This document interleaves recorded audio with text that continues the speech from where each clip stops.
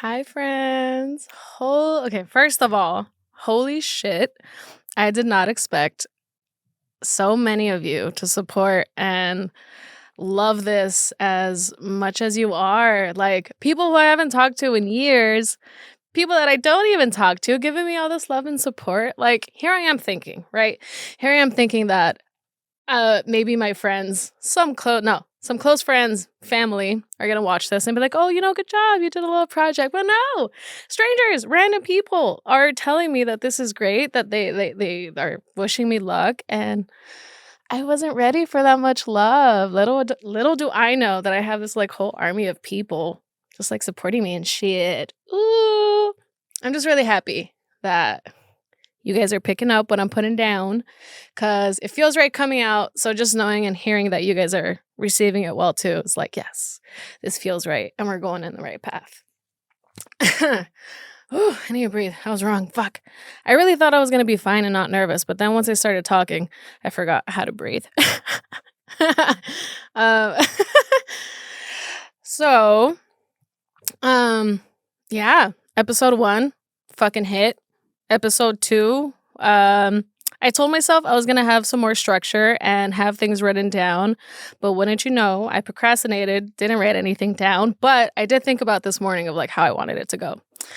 Yeah. Para empezar, ya me regañaron, güeyes. They did. I, I, and you know what? It's my fault though. I accept accountability on that because even I said, okay, let's see. Fuck. I was thinking about it this morning and I was just boop, gone. Yeah, no, it's definitely my bad.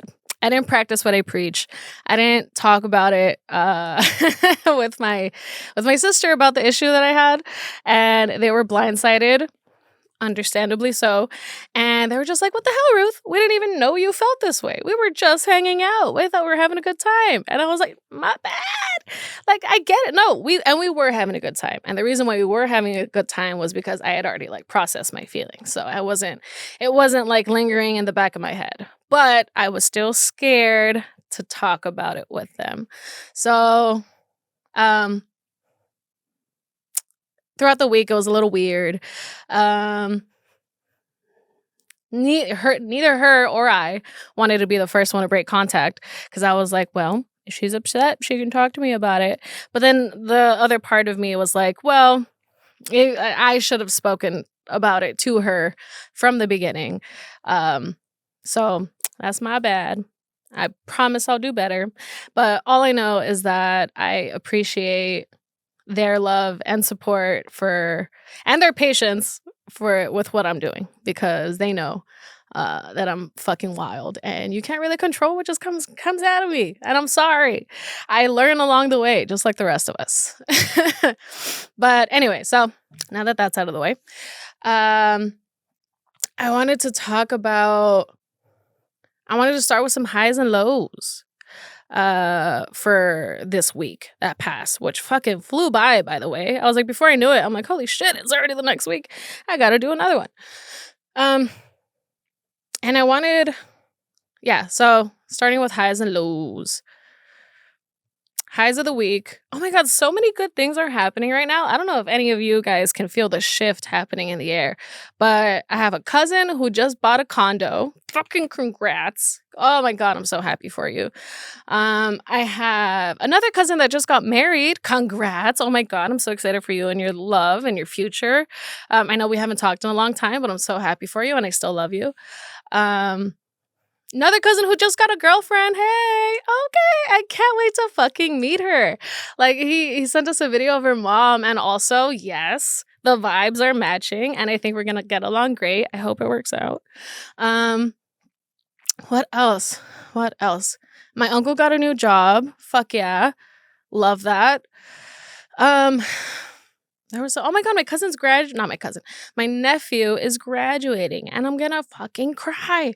I can already feel it. I can already see it. Like, here's this little man becoming an adult and I'm so scared for him because the world is scary, but I know he's very capable and smart and loving and he's gonna be just fine. I'm not gonna cry yet. There was something else I was really happy about. I guess I must not have been that happy. Uh, hmm.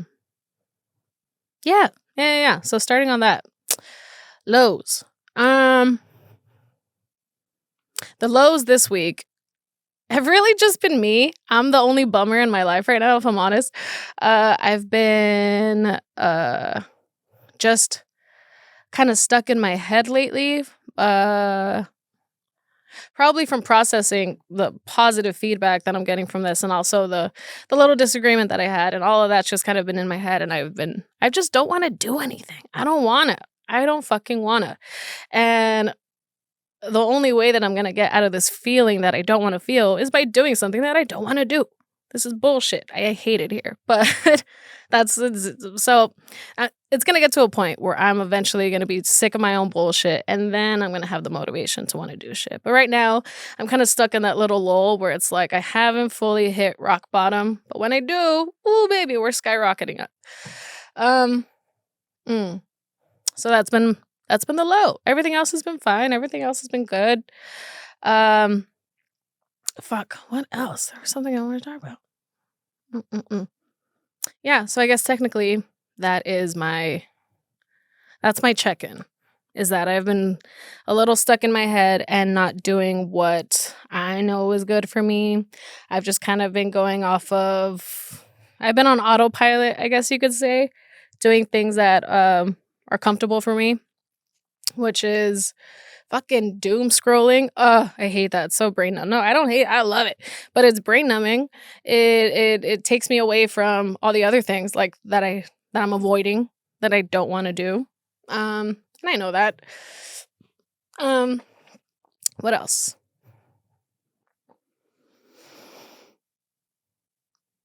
Side note, you know what's a funny thought that I had as I was in the car? Presence is not having to worry about what to do with your hands. And I fucking thought about that as I was in the car because I was feeling so anxious, and I was like, "Wow, why can't I? Let's see, we gotta harness some kind of presence here." And I was like, "Oh." And then once I got a little bit of it, I was like, "Oh, I no longer care about what I'm doing with my hands." Like, think about it. I'm in my car. No one else is around me. No one can even see me. No one cares about what I'm doing. I'm in my car. And I have one hand on the steering wheel. And in my mind, I'm just like, what do I do with my other hand? Do I leave it here? Do I put it on my lap? 10 and 2? What the fuck? I'm like, what do I actually do? What am I thinking right now? Why do I get into these spirals of overthinking nonsense and bullshit? So anyway, we're trying to practice more presence. So boop, boop, boop, boop. We're gonna be present. So we did our highs and lows of the week. Did my check-in. This episode I kind of wanted to talk about, and then I realized I need to come to. Oh, here I go again. I realized I want to come to. I want to stay on track to one topic. Maybe not one, but a couple. But anyway, one for this one. And this one was gonna be effort, putting in effort into the relationships that you want to see grow, or just anywhere in life, putting in effort. The first one that comes to mind is my newfound friendship and best friendship, if you will, with sorry, just really my nose was dripping. Gross. Lost my train of thought. No, okay. Effort. And the first one that I thought about was my new friendship. And let me tell you, fucking adult friendships it's weird. I never thought I could make another friend just like out in the wild, without there being some kind of like introduction first. Let's grab a shirt because I'm gross. And I met her at work, and I love her, and we just kind of clicked. There was no like spoken agreement on like, oh, you're cool, I'm cool, you want to be friends and hang out. Like, it just happened. We just saw each other every day at work, started sharing.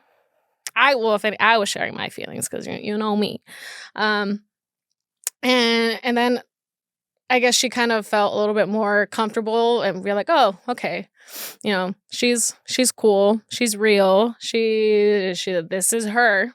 I can deal with this. And then she started confiding in me and some of her personal life, and I felt so honored. And um we motivate each other, we have fun together. We're each other's hype woman. They call us comadres at work, and listen, I can't wait to have her on here. Oh, that's another thing. Wait, I'll get there. That's another Wait, do I stay there or go on the other thing? Okay, really quickly, we're gonna jump back to how people we're gonna jump back really quickly to how people responded to this, to my show. Some people were like, "Oh my God, Ruth, this is so great. When are you gonna have me on? I can't wait to go. Just tell me when. It's gonna be fun." And then I have other people that are like, "You stay the fuck away from me with your podcast." And I get it. They're afraid, not afraid, but just not ready to open up those can of worms. Because I don't either. They haven't done it themselves, so the thought of even doing it out on to a public setting, no. And I get it. I get it. And you know what? I'm excited because when they are ready, it's going to be such a healing moment for them and maybe for others who are experiencing the same thing. So, anyway, done. Back to this one, to this topic. Yeah. So, but this friendship didn't just develop with hanging out. Like, it took effort and patience. And the effort was showing up for one another whenever we needed it. And I think the defining moment for both of us was when she asked for a favor for me to pick her up in San Diego. Everyone knows how far San Diego is. That's pretty far. But I know that she is not the type of person to ask for any help. None. So the fact that she was even asking me for help, I was like, oh, this is important. She needs me, and I need to show up for her. And not even that I needed to, but I wanted to. I wanted to be that support system for her in a moment like this. And so I did it because I was like, I'm not fucking doing anything. I love driving. This sounds like fun. I heard there's a lot of fun bars in San Diego, matter of fact. So I'm looking at the glass half full, right? Because I'm like, this is not a burden to me. It is what it is. Also, live by this fucking phrase right here. I just put this on because I woke up and I was like, oh, I don't got time to get ready. But then I was like, you know what? This is accurate. This is accurate. If the first shirt was not a description of who I am, this one is. Lost my train of thought again. What am I talking about? Oh, right. Okay. So that little trip that I did for her, I felt like it solidified to both of us that we are down for each other. We're going to be here for each other. And yeah, just unspoken agreements. You know what else happened recently? She was going through a hard time. And I could see it. I could tell she kind of put like a guard up and didn't want to just to like put herself back to like factory setting of like protecting herself. And I saw that. And I got sad. I was like, I want to help you feel better. You know me, whenever I see anybody that's sad or going through some kind of troubles, I just want to be like, take this with like the dude from Spirited Away. You just want like, take these gifts. I want you to feel better. How can I help you feel better? Let's go out for a drink. Let's get some food. Look at this thing I found. Does this make you happy? But in my and this is what wants to erupt inside of me. But I keep it in because I know that that's not her. That's not how she wants to be consoled, I guess.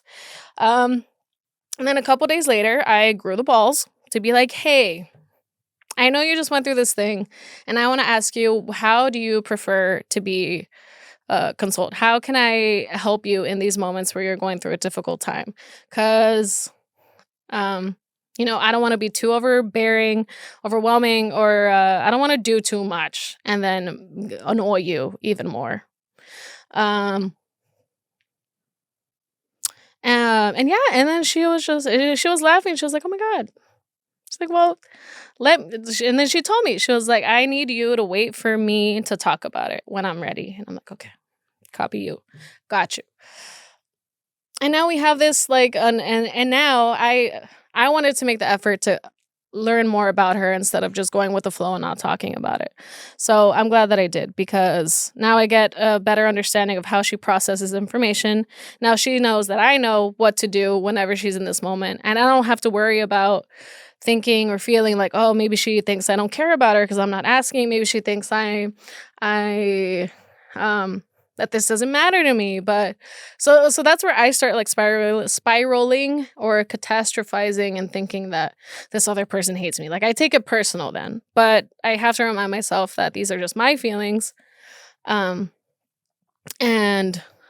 lost my train of thought.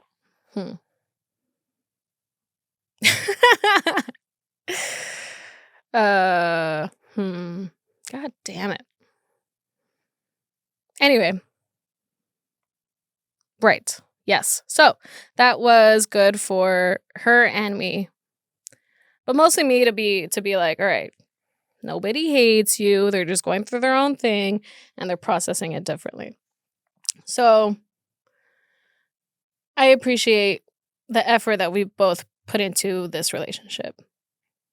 Another thing about effort, yesterday with I had breakfast with my mom and my nephew. I don't really hang out with my nephew a lot because he goes to school, I work, he hangs out with his, not hangs out, he goes with his dad. And, schedules don't really mix well. And we kind of only see each other for big family parties or whenever I go visit my sister sometimes. And I remember when I was taking medication before, a different kind of medication, I would get so emotional just at the thought. I remember calling my sister and being like, does Anthony know that I love him? Oh, I said anything. Well, hi, Anthony. You're going to be on the show anyway. Does he know that I love him and that I care so much about him, that I'm proud of him? And I'm going to start crying just thinking about it. And she's like, oh my God, he knows that you love him. He loves you too. And I just have this like guilt because I don't want him to feel the same thing that my sister and I felt growing up. And like I know what it's like. It's exhausting fucking being a goddamn teenager and just trying to navigate through your own emotions but also observing the people around you and seeing and just trying to make sense of it all. And so anyway, that's a little feeling in me, is I feel like I don't give enough quality time to my nephews. So,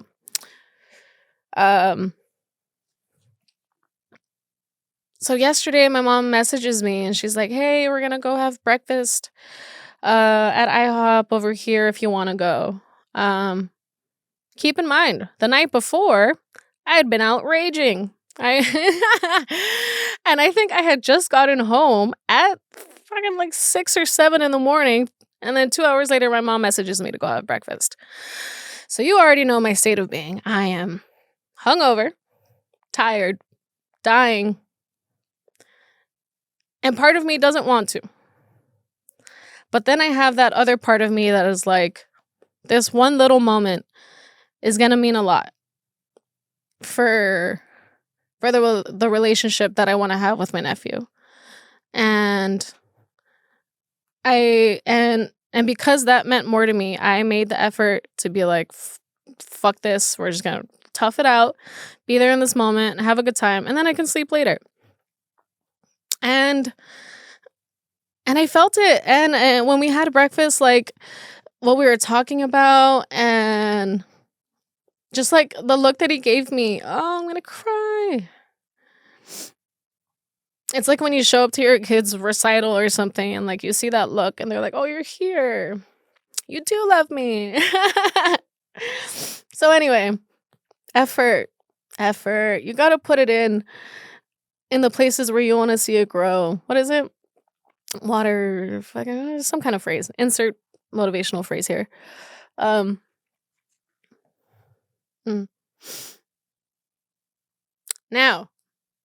no, there's another one I wanted to think about. Oh, my cousin who just bought the fucking house, his condo. Like, so proud of him. And we have a really close relationship. He's like the brother that I've never had. You know what? I need to start bringing tissues because I'm too goddamn emotional to fucking talk about things that matter to me without crying. What the fuck am I talking about? Hold on. I want to adjust because I'm going to reposition. Yeah, he is the brother that I've never had. And I don't think we started getting much closer. Probably around the time that I broke up with this one other ex-boyfriend of mine. That was like 6 years ago, 7, I don't know, long time ago. And then there would be moments where I just want to go to a brewery and grab a drink. Sometimes I don't want to be alone. Sometimes I just want to vent, and just talk shit. And he would always show up for me. And then it became a thing where he would tell me, hey, do you want to grab a drink somewhere? I'd be like, fuck yeah, let's go.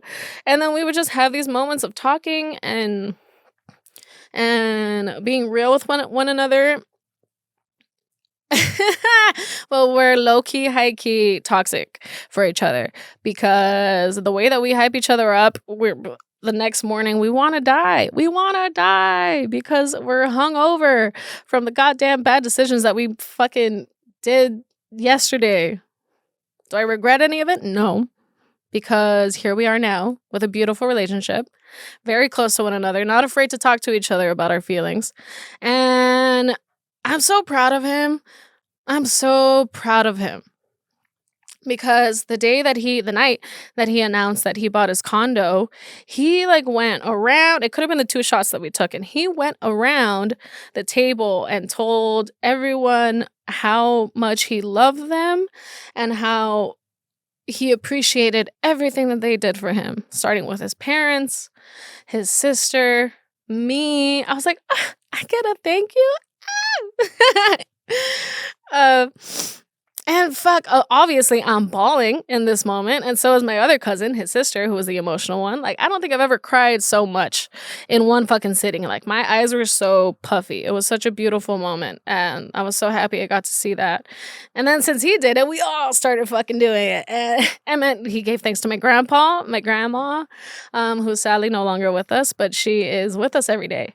And just giving thanks to them for even like having the courage to come to another country alone to start a new beginning and to give us all of the opportunities that we have now. Yeah. And so it was a beautiful moment to see all of us get a little bit closer to one another, or at least to feel comfortable enough to share each other's feelings. It was so cute. I forgot where I was going with that again. Effort. My cousin. Oh, yeah. That was a high. Oh, that was the high. That was the other high that I forgot to mention that was big, that I loved, was seeing all of us just having a moment together, crying together. Effort in relationships.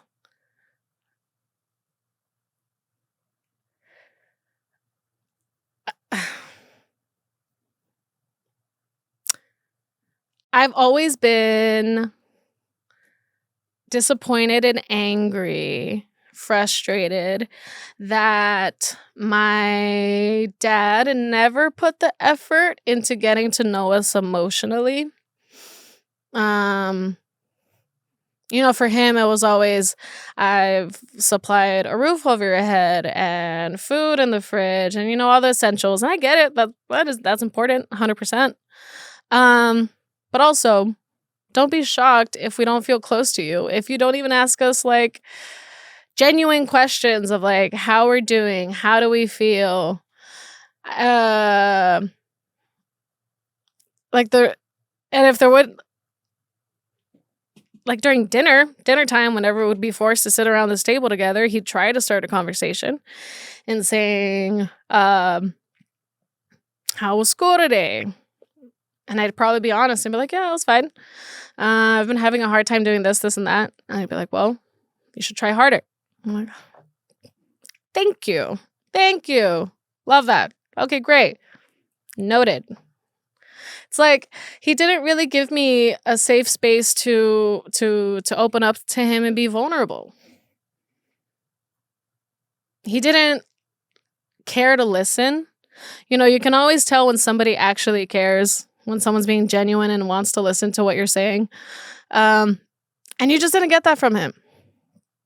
I got that from my mom, though. You know, it's crazy. Love my mom. I feel so bad for what I put my mom through. Mom, I'm sorry. I was such a problem. I really was. And my mom being so like, she's very like proper, you know. She doesn't like to come off out of line, even though there are some moments where she just says some out of pocket shit, but it's fine. It's funny. She thinks it's funny. But nonetheless, she's always been very patient with me and wanting to try to understand me, even though she has no idea. She's like, Ruth, why did you come out like this? I'm like, I don't know. Let's figure it out together. And she did. She never made me feel bad. She was just like, well, you're going to be okay. Like,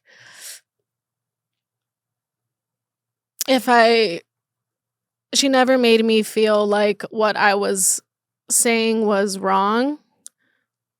You know, if I told her something about how she felt, about how I felt, she wouldn't be like, "Oh, well, you're wrong. This and that. You're looking at it the wrong way. You shouldn't feel this way." She never said that to me, and I really appreciate that. I didn't notice that until now, that she never like belittled my feelings or shut me down. She just let it happen. And her having patience to even try to understand all of that and not change us, that's what it really was, is she never tried to change us. She would always give us these like suggestions, be like, you shouldn't do that. This is not good for you. You gotta do. But she would never force us to do anything. My dad would try to force us to do things like, go clean your room, go just in an angry tone. It's like, excuse you. I didn't want to do it in the first place. And now, because you're talking to me like that, you think I'm going to want to do it even more? No. You have to put in effort, but you have to like be sensitive about it. Considerate about it, about all parts that are playing. Like me right now. I fucked up. I know where I fucked up. And not talking to someone about something that bothered me. That was my bad, for sure. But I'm still going to put in the effort now to try to make sure that like I don't do that again, or that I feel more comfortable about talking about what bothers me to the people, or not being so afraid about it. I lost my train of thought again. Where the fuck? Oh, man. Coffee break. Right. What happens when you don't put in effort? Exhibit A. My father.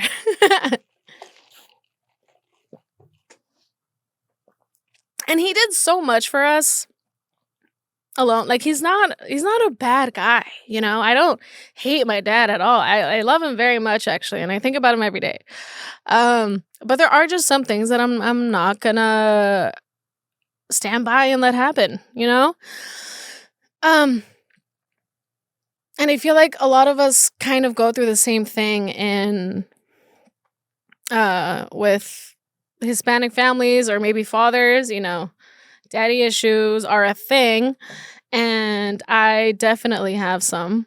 But I don't know if it's this like machismo thing and I'm trying to understand him, right? It's like where where you have to be the sole provider. And I get it. That's a lot of stress to have to. He has a house. That's stressful. He did that. He has his own company. He's his own boss. He's learned everything he knows how to do now. Has been self-taught, and I've always admired that about him. I've admired that attribute about him, and and so it's not to say that he hasn't put effort in other things, but I really wish he would have put more effort into the emotional part of it, and not just like the materialistic things. But I also don't blame him though, because I don't feel like he has that capacity to really understand what he's feeling and analyzing it. It's always a everybody else's problem thing, not me. And yeah. I haven't spoken to my dad in maybe I want to say a year. It's been a long time. I had set some boundaries with him where I was like, well, if you're not going to put an effort into trying to build a stronger relationship, then I'm out. And he didn't bother to fight back, or not fight back, but fight for me. And so I just kind of left it there. I did. I was like, I'm no longer going to be the one only putting effort into this, because I'm just coming back empty-handed. I'm coming out damaged. Now you're fucking me up. And I don't, and I really needed to set that boundary to protect myself. And at first it was sad. At first it was filled with anger.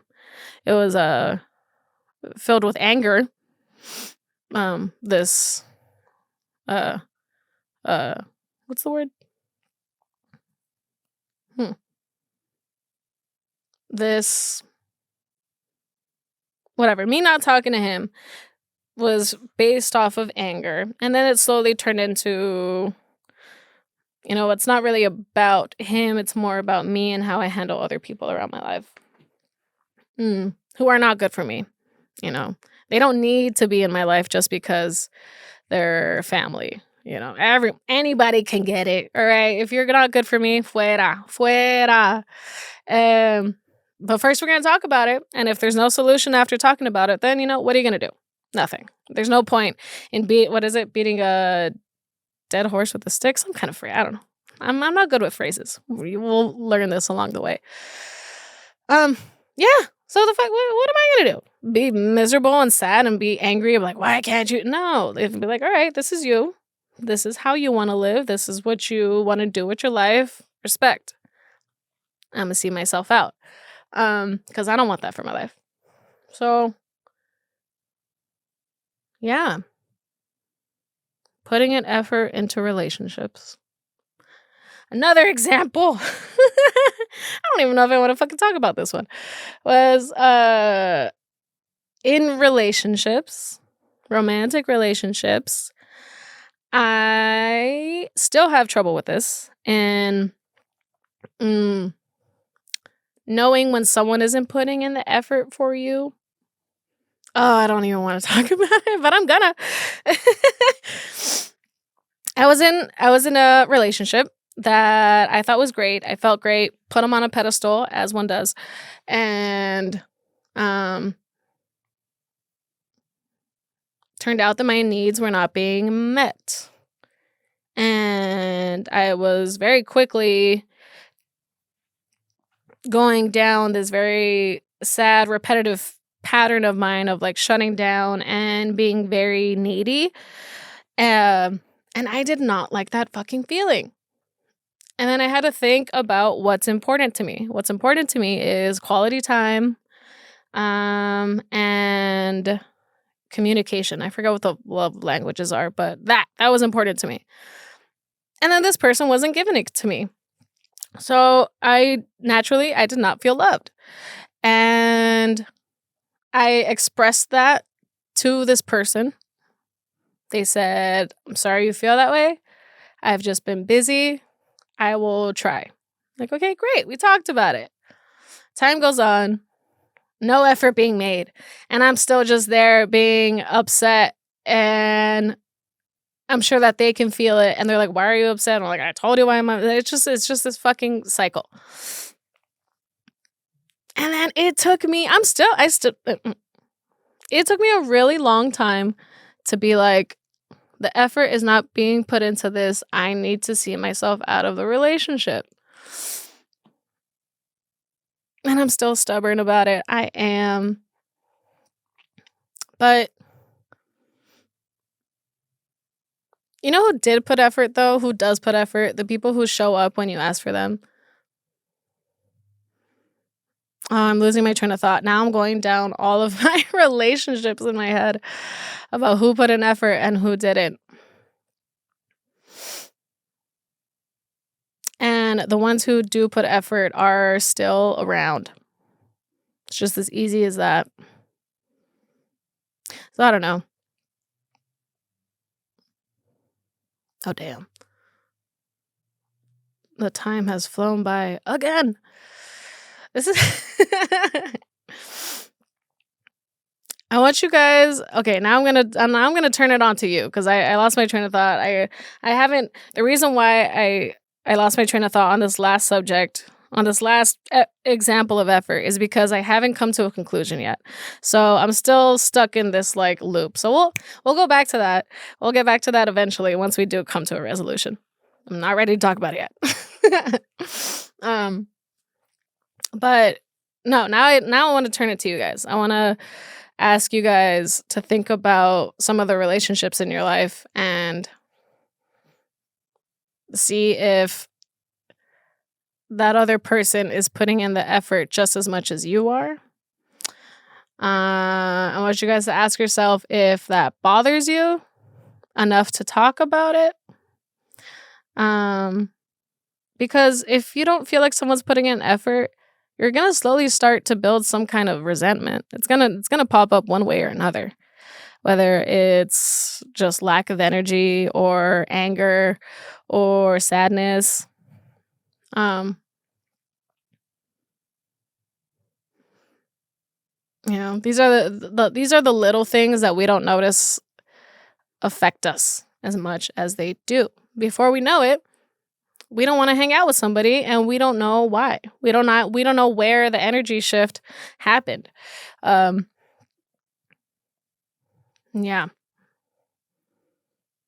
For example, I have another friend who I'm going to do it again. I'm going to talk about something that I haven't talked about somebody else with. I really need to practice what I fucking preach, but here we go. I have another friend. I have two friends, actually, who have...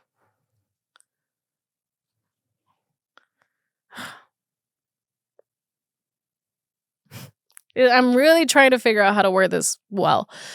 I love them. They're my other two best friends. And there are moments where I feel like they haven't put in the same energy that I have into the friendship. And so I've just slowly started kind of distancing myself because I started to grow some form of little bits of resentment towards them. And I felt bad about feeling that because, like, these are my friends, you know, I'm supposed to be able to talk to them about these things. And I haven't because it's just like,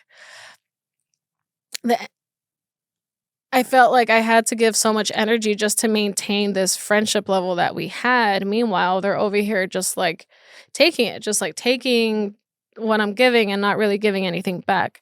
And so, like, by the end of our hangouts, I would just feel drained. You know, I'm tired, like it's work, you know? And that's not cool. It's not. But they would have no idea that, you know, it's not their fault that I feel this way. It's really me because I'm not talking about it. Because I'm scared. I'm scared I'm going to hurt their feelings. I'm scared that they're going to get defensive or that they're going to feel bad. But I shouldn't be afraid, because if they are my friends, then they care about what I'm unhappy about. And here we go. If they care about how I feel, then they would put in a little bit more effort about the topics that I'm bringing up to them. So, shit. If anything, that's something to look forward to in the next episode, is the update on that, because I'm not going to let it happen again, where this comes out and then the people important to me are like, what the fuck, Ruth? You didn't tell us this is bothering you. Now you're telling the world. I'm sorry. My bad. Okay. I'm going to get better at it. Just like I said, I'd get better at the structure of this fucking show. Look what happened. Sorry. Okay. I got nervous again towards the end of the episode, because I'm becoming more aware that I need to be more conscious of what I say, or at least just to clarify things a little bit. Yeah.